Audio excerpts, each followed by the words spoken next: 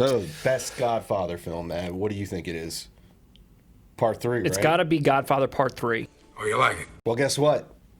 Godfather Code is coming out. Your wishes. It's been granted.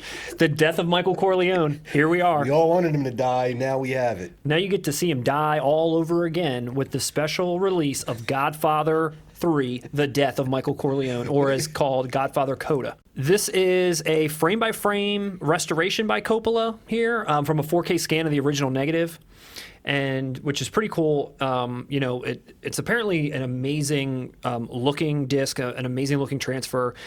One review that I read stated it's the peak of Blu-ray's capabilities and much sharper and clearer than any previous Godfather 3 release.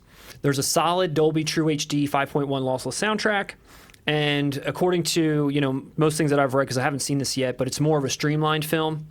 There's a revised beginning, a revised ending. It's about 6 minutes shorter than the original, so that's pretty interesting. Now, I like one aspect that I like about this is that they've renamed it, because I think we've talked before that the initial name of this was The Death of Michael Corleone. Like, that's what it should have been. It's like a footnote. It's an epilogue. It's a coda. Like, that's what this story is. But when you make it part 3 of this insane saga, it's never going to match up to that, especially from the director's own intentions. The director's own intentions were to be a footnote, and then you stick it on there, and it's like being compared.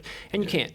But I really like that they're putting this back out, making you kind of like feel like this is what this should have been known as. This is the intention we had for it. Please give it another chance, sort of. And I like that. Well, here's a fun set of trivia. Godfather 2 is the first film to be called a Part 2. Really? Yes. I did not know that. And what was funny, tying into this Godfather 3 stuff, since that had never been done, Coppola did not want to call it Godfather Part 2. But Paramount was like, no, this is a cash cow. The first one was this huge success. This is Godfather 2. First movie ever. Wow. Cut to this. Opposite. Paramount was like, no, we got to call this Godfather 3. Yeah. And Coppola was like, nah, this shit is the No. death of Michael Corleone. They won out, obviously. And you're right. I think it gives it a different feel of what the expectation is going in. Really? No, it really does. So it's pretty cool. And they really did pull out all the stops to make this thing look really good. It's painstakingly done to get rid of any kind of grain and scratches and just things on these films or the negatives. They spliced things together, cut things apart. It was crazy what they did to bring it. The only thing that slightly bothers me about this release is that they've already said in 2022 for the 50th anniversary, they're putting out a 4K box set of The Godfather.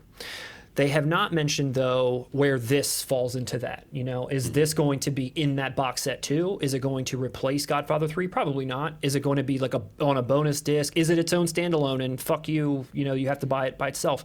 I don't know where this goes, but that's a little bit, head scratching at the moment. I think for the price, this is a definite pickup for any sure. film fan. Just to see, even if you're not a big fan of it, even if, you'd be hard-pressed to find somebody who prefers the third Godfather over the original two.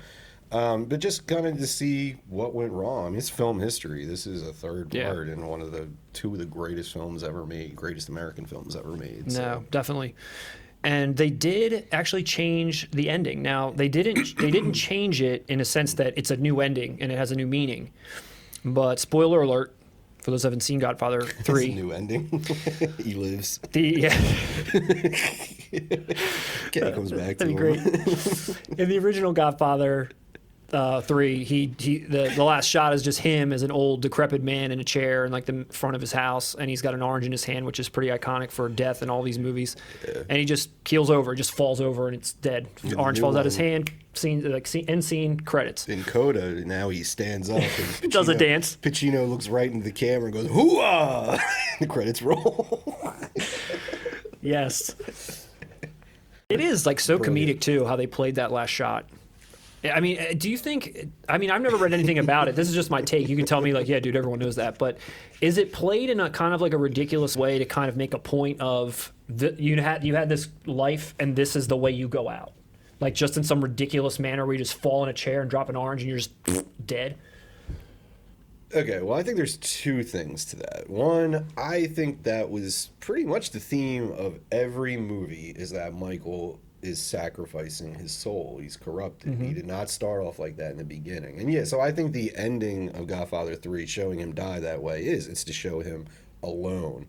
I don't think that's what most fans of Godfather 1 and 2. They don't want to see Michael Corleone as weak. Yeah. But if you look at the films without the kind of pop culture influence on them, that's really the story of all of the movies. It's him gradually losing his soul, and that's depressing. And I think 3, Coppola and everyone, because they didn't really want to do it anyway. Coppola owed Paramount because Cotton Club bombed so hard and went over budget. They were basically just all, fuck, we got to do this one for Paramount. Right.